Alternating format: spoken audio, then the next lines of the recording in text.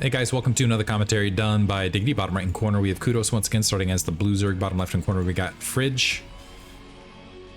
I do want to give a shout out to Fridge. He was involved in Dead Infested Cup and has been involved in a lot of the UMS stuff too. I think he also participates in the Cosmonarchy sort of stuff, so he's really active out there in the UMS community.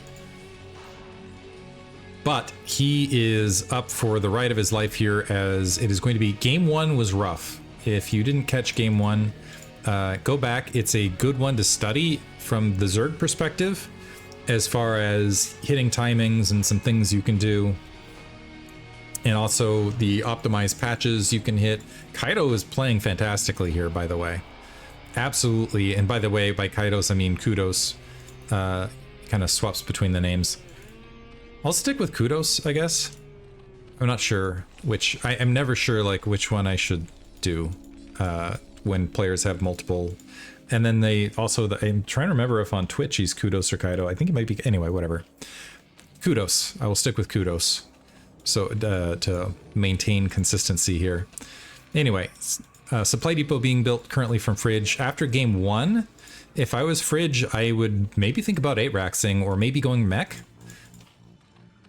to see if he has better success that way. I feel like mech's a bit easier to execute. We have the initial barracks being built. Overlord is headed for first scout, by the way. And it looks like we are going to see an 11 hatch once again out of Kudos to go for an initial macro play. This is going to be on Polestar. I think I changed the map name. Yes, I did. A very wide open natural expansion, which with Kudos not building the initial barracks here, this might be a challenge to cover just generally. And I actually kind of like Zerg opening up earlier spawning pools on this map because of how wide that natural expansion is. I guess you do run the risk that Terran's going to play a little bit more conservatively rather than go for the front door seal. Spawning pool dropped. That gas I think was around 205 based on maybe even earlier. Holy cow, this is another pretty rapid gas out of Kudos. I think he might have actually skipped a drone or two to get that up. He's getting that gas up very, very quickly. Yeah, completed. Drone scout top right, but the Overlord has now spotted. Might be a little bit thrown off because he sees the command center. It was Barracks 1 Marine into command center. He's going to have to get that Overlord back out, but more often than not, you'll see Terran place a barracks up here, and the barracks on the right, so the supply depot can block on the opposite corner. Overlord taking a few bullets in the old balloon right there. Old balloon gasket. That's this part right there. But one problem, this might leave Kudos a little bit more uncomfortable than usual, and let's see if he builds additional Zerglings. Drones. Already harassing that SCV. No Zerglings as of yet, and we do have the tech to layer once again.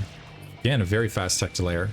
We are looking at a potential 2-hatch Mutalist play to start. This Zergling doing a little bit of a dance, but not ending up out on the field. But I'm wondering if Kudos is going to play a little bit more conservatively, or a little bit more aggressively with the Zerglings once again, because of the lack of information as far as the Marine counts. Because here the Marines are actually able to slip. Fridge actually might be on top of this, because here the Overlord, this is the Overlord vision path. The Marines can sweep all the way around, and they are successfully doing so at this stage, but they're in small enough numbers right this second that I'm slightly concerned. And unfortunately, okay, the Zergling, okay, now they're, so first two Zerglings gonna get wiped out. Is this going to result in an early sunken colony here? Spire getting dropped, by the way, at the 4-minute mark. Zergling retreating. 4 more Zerglings out there, so this is 5 versus 4. This could go well for Fridge depending on micro and depending on positioning. Looks like he's going to return with these Marines just in case. No sunken colony forced. I think Fridge is playing a little bit intimidated, which I would be too. Second extractor getting dropped again, by the way, from Kaidos. Sorry, from Kudos. Need to stop doing that. Remain consistent. Consistency. Gas is up. Academy almost finished. Yeah, more Zerglings have been built.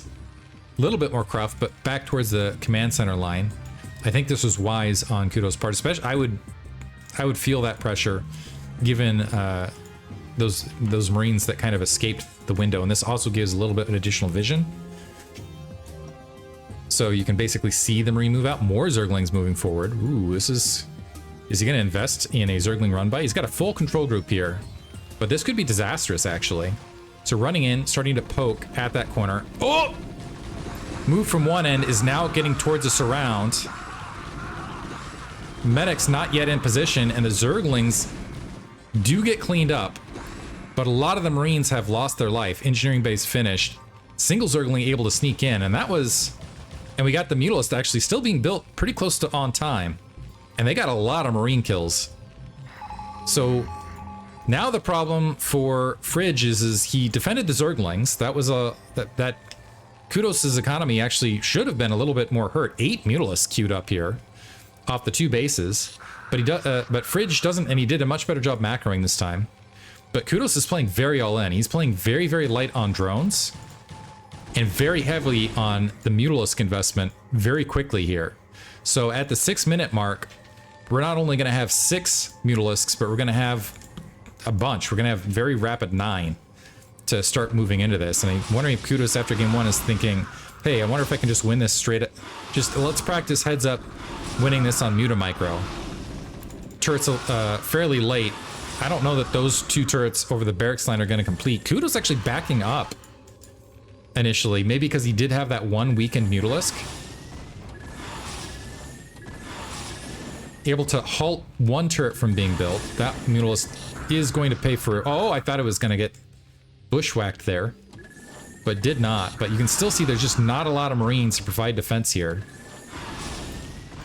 That turret wiped out. We're back to 7, and it looks like, yeah, it's just going to be a glut of Mutalisks. So I'm wondering also if this is an adjustment on game 1, where Kaido was playing a bit of a mind game where he was trying to show as though he was going in all-in 2-hatch Mutalisk in game 1, and Fridge really didn't respond to it.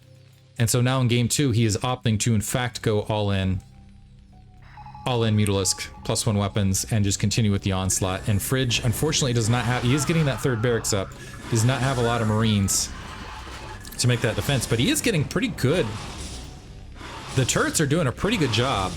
That supply depot gonna fall. SCV is getting sniped as they immediately land here and then go into that Mutalisk attack range.